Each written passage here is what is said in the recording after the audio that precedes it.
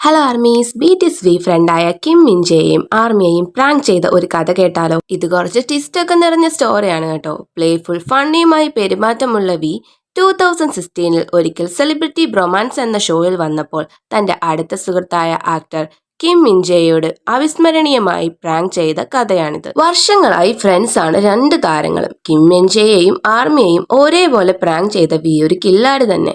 ഈ ഇൻസിഡന്റ് നിങ്ങൾക്ക് അറിയാവുന്നതായിരിക്കും. നമുക്കപ്പോ കഥയിലേക്ക് കടക്കാം. 2016 ഫെബ്രുവരിയിൽ ടെലികാസ്റ്റ് ചെയ്ത എപ്പിസോഡിൽ വിയും കിം മിൻജയും തമ്മിലുള്ള ഫ്രണ്ട്ഷിപ്പ് എടുത്തു കാണിക്കുന്നതായിരുന്നു. ഈ ഷോയിൽ ഒരു പാർക്കിൽ വെച്ച് ഒരു ബൗളിൽ നൂഡിൽസ് പങ്കിട്ടുകൊണ്ട് ഇരുവരും തങ്ങളുടെ ബ്രോ ഡേറ്റ് സ്റ്റാർട്ട് ചെയ്തു.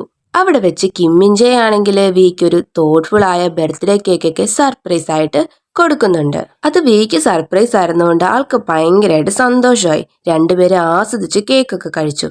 ഇതൊക്കെ കഴിഞ്ഞ് പിന്നീട് ഇവർ നടത്തിയ ഹാങ് ഔട്ടിലാണ് വി തന്റെ പ്രാങ്ക് നടത്താനായിട്ട് തീരുമാനിച്ചത്. സ്ട്രെയിറ്റ് ഫേസ് ഹ്യൂമറിലും പ്ലേഫുൾ നേച്ചറിലും പേര് കേട്ട വി തന്റെ പുതിയ കാറിനെ കുറിച്ച് പറഞ്ഞുകൊണ്ടിരിക്കുകയായിരുന്നു. ഇത് കേട്ട വിയുടെ ഫ്രണ്ട്സിനും ആർമീസിനും സർപ്രൈസ് ആയി.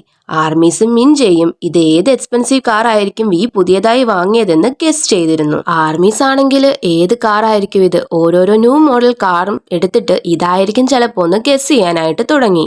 വി പറയുന്ന കാര്യങ്ങൾ കേൾക്കുമ്പോൾ ആരായാലും സത്യമാണെന്ന് കരുതിപ്പോവും. അത്രയ്ക്ക് സീരിയസ് ഫേസിലാണ് ഇത് പറയുന്നത്.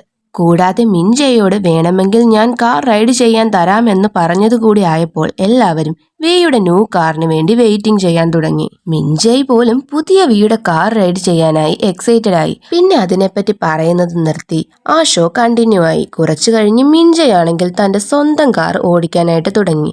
വി വീണ്ടും ഞാൻ പുതിയ എക്സ്പെൻസീവ് കാർ മേടിച്ചല്ലോ, ഇനി എനിക്കും ഓടിക്കാമെന്ന് പറഞ്ഞു. മിൻജയാണെങ്കിൽ സർപ്രൈസ് ആയി വിയെ നോക്കിയപ്പോൾ ഒരു ഫേസ് എക്സ്പ്രഷന് മാറ്റമില്ലാതെ തന്നെ സീരിയസ് ആയി ഞാൻ കാർ പർച്ചേസ് ചെയ്തുവെന്ന് വി ഉറപ്പിച്ചു പറഞ്ഞു.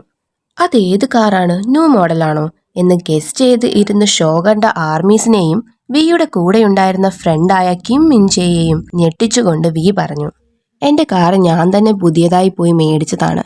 എന്റെ പുതിയ കാർ യഥാർത്ഥത്തിൽ ഒരു ടോയ് കാർ ആണ് എന്ന്. ഈ പ്ലേഫുൾ മൊമെന്റിലും സ്ട്രെയിറ്റ് ഫേസ് കീപ് ചെയ്യാനുള്ള വിയുടെ കഴിവാണ് മെയിൻ. വിയുടെ ഹ്യൂമർ സെൻസിൽ ആർമീസ് പലതവണ ചിരിച്ചിട്ടുണ്ട്.